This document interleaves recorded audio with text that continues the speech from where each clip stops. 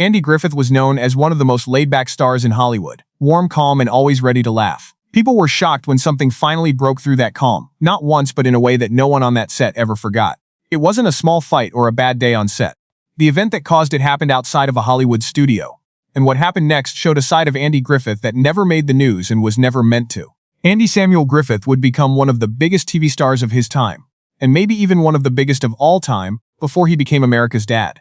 In June 1926, he was born to Carl and Geneva Griffith. But nothing about his early life pointed to the success that was to come. He grew up in Mount Airy, North Carolina, a place where money was always tight. Because his parents were so poor, they had to let family take care of him for a while. Life wasn't easy for him even after he moved back in. Andy's dad saved up enough money in the end to buy the family a house. The trouble was that there was no one in the house. One of the babies didn't even have a crib. Andy's first bed was a dresser drawer that his parents used as a crib. He didn't have the best start in life, but those hard times helped him become the man he is today. From a certain point on, music was his way of getting away from the problems of everyday life. It took him to a place where being poor didn't matter, and soon it showed him the way he was supposed to go. Most people say that Andy used to be shy and quiet. He felt self-conscious because he grew up on the wrong side of the tracks in Mount Airy. He usually tried to blend in with the setting. Things changed for him when he learned he could make people laugh. He realized that he was naturally good at making people happy. He stopped looking for a place to hide all of a sudden. He saw a stage and went for it. Andy was really into music and theater all through high school. He fell more and more in love with the arts with every play, show, and chance to entertain.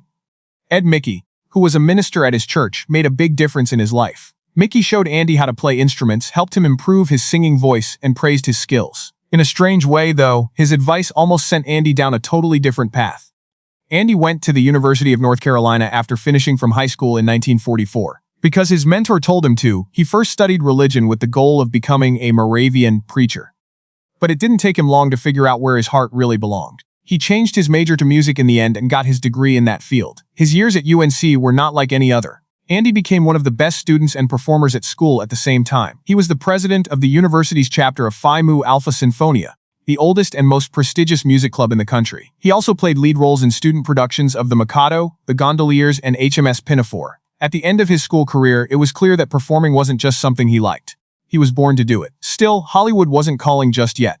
Before he became famous, Andy taught music and theater at Goldsboro High School in North Carolina for a number of years. He brought the same passion to teaching as he did to the stage, which helped motivate young performers. Carl Cassell was one of his students and went on to become one of NPR's most well-known voices.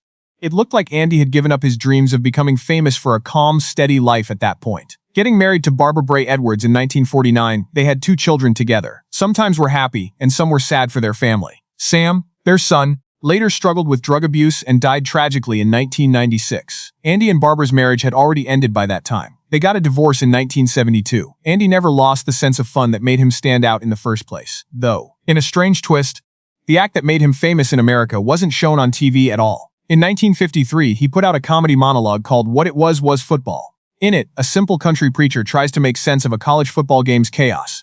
People couldn't get enough of the character, which felt surprisingly real in part because it was based on parts of Andy's own childhood. The song was a big hit all over the country, making Andy Griffith a name that millions of people knew right away.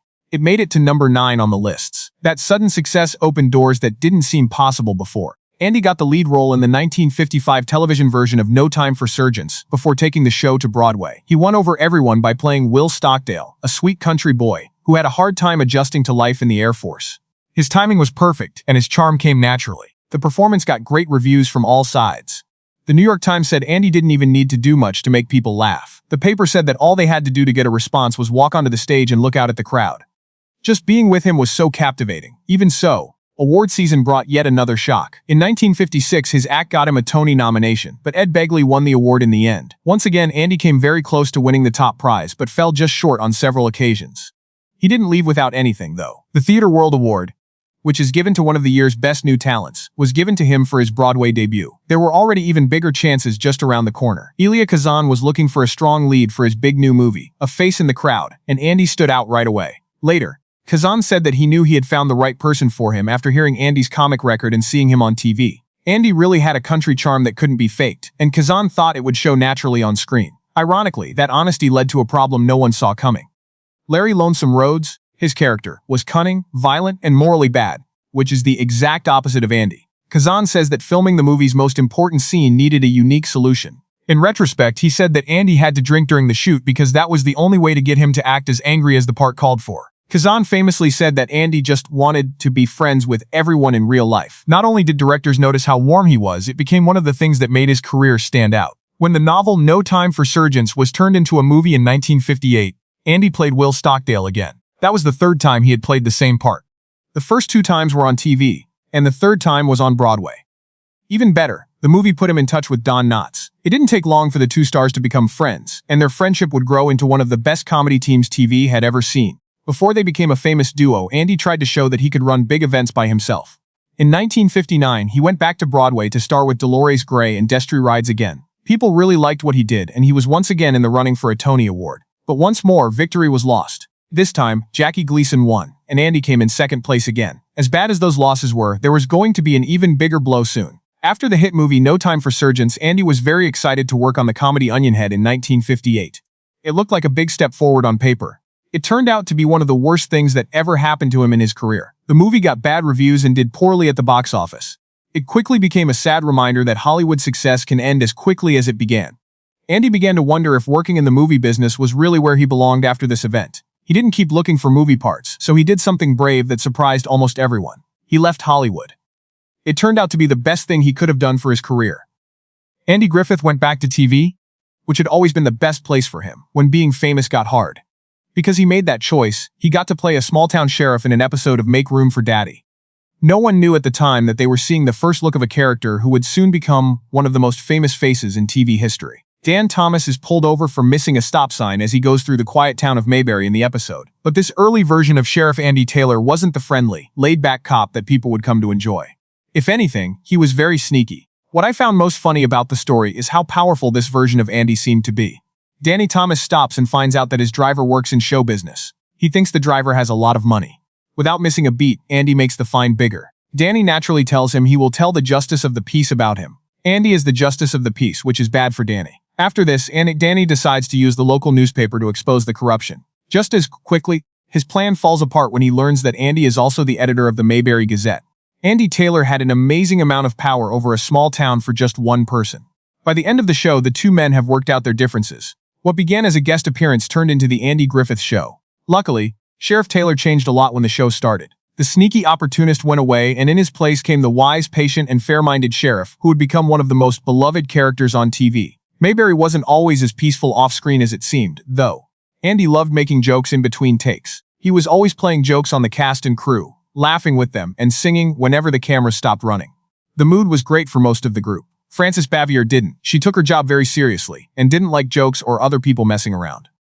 While everyone else sang and laughed on stage, she stayed by herself most of the time. Eventually, her dislike of rude behavior came to a head while filming the follow-up show. Mayberry RFD George Lindsay, who played Goober Pyle, used bad language off-screen a lot. After hearing it for a while, Bavier finally lost it and hit him with her umbrella. Moments like that showed how tense things were getting between her and most of the group. Bavier often thought that the others weren't taking their work seriously enough, and Andy Griffith had a hard time with this because of their different styles. Andy Griffith and Ron Howard decided to go see Bavier at her home in North Carolina many years after the Andy Griffith Show ended in the hopes of getting back in touch. They were not glad to see each other again. Instead, they were turned away at the front door. Andy felt hurt and confused after the cold welcome. Later, when Bavier was very sick and was going to die soon, she reached out to say sorry for keeping her distance from him. There were times when relationships behind the scenes were tricky, but one partnership was getting too strong to overlook. Andy Griffith thought he would be the funniest thing on the Andy Griffith Show when it first started. Don Knotts. It wasn't long before we saw that someone else had taken that title. Andy knew right away that Knotts' Barney Fife was a great source of comedy after just a few shows. Andy did the right thing by not competing with him. Taking on the role of the straight man made Knotts' over-the-top personality stand out even more. One of the main reasons the show did so well was that the writers changed how they did things. Their relationship didn't last as long as either man had hoped, which was a shame. Andy had told Knotts that he thought the show would only have 5 seasons. Because he trusted his friend, Knotts took a job making a movie somewhere else. When CBS chose to keep the show going after that, Knotts stuck to his new deal and left Mayberry behind. Andy always felt bad about how things turned out. After many years, he remembered those early seasons with great love and called them the best 5 years of his life. Not all of the relationships on the show worked out so well. In the first season, Eleanor Donahue played somebody Andy Taylor liked. There was just one catch. There was no romantic chemistry between the two actors. Later, Donahue said she never felt a spark during their scenes together, and Andy said he just felt comfortable showing affection on camera. As a result, the story was never fully accepted by the public. Funny enough, things didn't turn out that way in real life. Andy split up with Barbara Bray Edwards and married Greek actress Solika Kasuto in 1973. However, not much is known about their relationship in public, even though they were married until 1981. At the same time, Andy had been the subject of rumors about another relationship for years. The connection he had with Annetta Corsott, who played Helen Crump, felt very real. Off-screen, they were often seen flirting, and the book Andy and Don, The Making of a Friendship, says that their relationship went much deeper than friendship. According to the book, they had an affair for a long time during most of the show's run, and almost no one at the company knew about it. Thankfully, not every close friendship on set caused trouble. Ron Howard has talked a lot about how Andy helped him as a kid actor. Howard remembers telling the writers about a creative idea he had when he was only 7 years old. He was shocked when they used it in the script. He was happy and proud to tell Andy the news. Right away, Andy made fun of the fact that it was his first good idea, and then he told him it was time to practice. It was typical Andy Griffith. He was funny, positive, and always kept everyone focused on the work. That being said, even someone who was known for being calm could lose their cool. In the second season of the show, Sheriff Taylor was seen with a big splint on his hand. The reason on the screen said it was because of a run-in with the law. The real story wasn't hard at all. Behind the scenes, Andy was so angry that he punched a wall and hurt his hand. As painful as that injury was, he was even more angry with himself throughout the game. Andy Griffith, who was the star of The Andy Griffith Show, watched as awards kept going to other people instead of himself. Many Emmy Awards were given to Don Knotts. Francis Bavier also got one. Andy, on the other hand, was nominated for an Emmy 100 times for his role as Sheriff Taylor. He felt it was time for a new task after years of being in one of TV's biggest hits without getting any attention. Andy had already made up his mind to leave Mayberry by 1967. CBS asked for another season. Andy politely said no. He was looking for new chances, especially in the movie business. He didn't go away completely, though. He stayed involved as an executive producer on the show that took its place, and he even made guest appearances every once in a while, like in the memorable episode where Andy Taylor finally married Helen Crump. Still, his time as Mayberry's heartthrob was over. When the Andy Griffith Show ended in 1968, it did something that wasn't seen very often. At the end, it was the most-watched TV show of all time. Even more impressive is that it never fell below 7th place in the Nielsen ratings during its 8-season run. There haven't been many comedies that have been that consistent. People weren't ready to say goodbye to Mayberry, of course. That achievement led straight to Mayberry RFD. This time, though, the attention wasn't on Andy Taylor. The new show was mostly about Sam Jones, a farmer who had lost his wife, and his young son Mike. Andy showed up at the start of the show to marry Helen. He then went back to the background to let the new family take the lead. Aunt B. Goober Pyle and Howard Sprague were among the familiar names that stayed, which helped the transition feel comfortable, even without its biggest star. At the same time, Andy was looking for another job that would define him. During the 970 seconds, he started his own production business and was in a number of television shows, such as Salvage One, The New Andy Griffith Show, and Headmaster. They all missed the magic of Mayberry. He was having trouble recreating the success that had once seemed easy for the first time in years. Andy signed a multi-picture deal with Universal Studios in the hopes of getting his acting career back on track. It was meant that the first movie, Angel in My Pocket, would be the start of a fun new story. Instead, it turned out to be another letdown. Andy did not like the finished movie at all, so he refused to finish the rest of his deal. This ended the partnership quickly. His anger at studio executives wasn't going away anytime soon.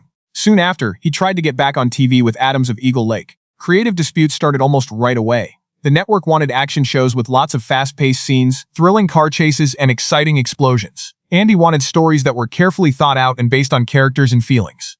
Only 2 episodes were filmed in his style before he quit the project for good. Surprisingly, both shows did well in the ratings. It was another reminder of how Andy always went with his gut, even if it meant hurting other people. In the end, recognition came from a place no one expected. He was nominated for one and only one Primetime Emmy, and it had nothing to do with Sheriff Taylor or Ben Matlock. Instead, it came from the 1981 television movie Murder in Texas, in which he played the sad father of a murder victim in a very dramatic way. Both audiences and critics were surprised by the part, which showed he could do well in areas other than comedy. Even though he didn't win the Emmy, something even bigger was coming up. In 1984, Andy played a lawyer in the miniseries Fatal Vision. Brandon Tartikoff, an executive at NBC, saw Andy's performance and thought right away that he could be the star of another legal drama. But Andy had to fight the hardest health war of his life before that chance could come true. In 1983, doctors told him he had Guillain-Barré syndrome, a rare neurological condition that made him briefly unable to move below the knees. A lot of people were wondering if he was done playing. Andy wouldn't agree with that. After months of getting better, he came back stronger than ever and played Ben Matlock in 1986. The courtroom drama quickly became another huge hit. It ran until 1995 and introduced Andy to a whole new group of viewers. Ben Matlock looked sure of himself, in charge, and hard to trick on screen. Behind the scenes, Andy was still dealing with the effects of his illness on his body. Matlock had to stand for long periods of time while wearing knee braces during many of his famous courtroom speeches. He always had note cards with him and spent whole weekends memorizing pages of lines of dialogue to make sure every scene worked. It paid off to prepare. Nancy Stafford, Andy's co-star, says that he often did those long courtroom monologues exactly in one take, which led to standing ovations from the cast and crew. Fans thought of Ben Matlock as a hot dog lover. Andy himself liked something a lot better for him. Apple slices with peanut butter were his favorite snack on set, and he always made sure they were close by. There was yet another difference between the actor and the character. Andy didn't even like Ben Matlock at first. He found it hard to get along with the lawyer because of his pride and tendency to save money. Over time, though, he grew to like the character, and he and director Dean Hargrove worked together to make him someone that people could both like and believe in. They didn't always agree. Andy wanted to write stories that were darker and more dramatic. Hargrove liked keeping Matlock friendly and easy to talk to. Eventually, they came to an agreement that let Andy show off his acting skills while keeping the show's familiar mystery structure. Andy's schedule was still incredibly busy, even after he became a big star on TV again. He drove 7 days a week between his home in Manteo, North Carolina and California, where Matlock was filmed for many years. After shooting was over on Friday, he'd take a plane home to spend the weekend with his family. On Monday morning, he'd fly back in time to start filming again.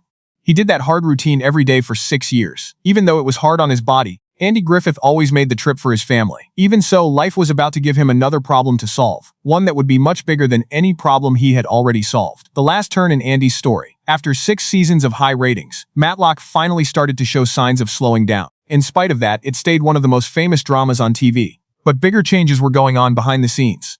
NBC had new management, and the network wanted to change its lineup by getting rid of shows that they thought older viewers would enjoy. Because of this, Matlock was ended.